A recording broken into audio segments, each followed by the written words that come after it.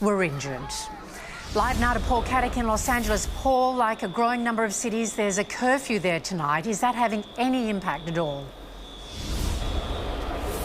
Good afternoon, Anne. Well, it has managed to bring some calm here to the streets of Santa Monica in Los Angeles, but only after the curfew's been in place for some 7 hours now. We're here with firefighters who are dealing with the aftermath of a blaze that was lit during what was really a rampage of looting here today.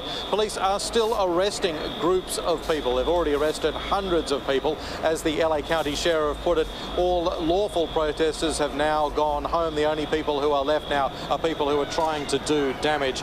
The National Guard is also on the streets here tonight, patrolling this part of LA, which really got the brunt of these gangs of looters and the trouble today. It started again with a rally of protesters that was boisterous but peaceful. It walked around the CBD here, but about an hour or so in, and suddenly there was another group that splintered off and started targeting shops, smashing and grabbing. It saw a massive response by authorities. They flooded the area to try and contain the situation, but it has taken hours to try and bring it out of control. Dozens of shops have been damaged and stripped.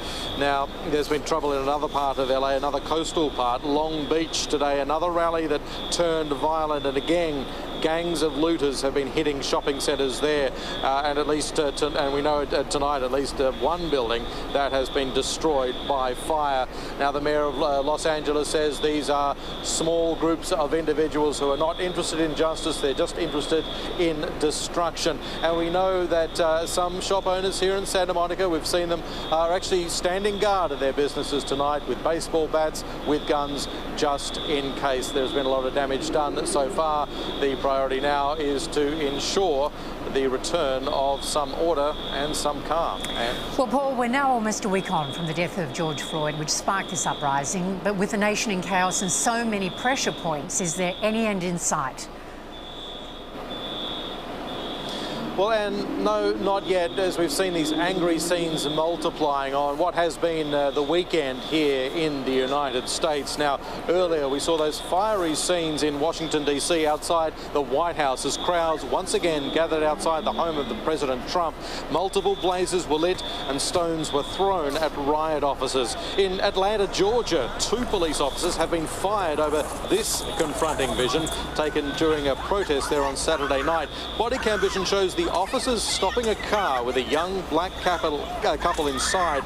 The pair don't seem to be resisting. However, the officers break the car's windows, taser the man and wrangle the couple to the ground. In Philadelphia, crowds of protesters were filmed destroying a police car. The windscreen already smashed as people tried to roll it.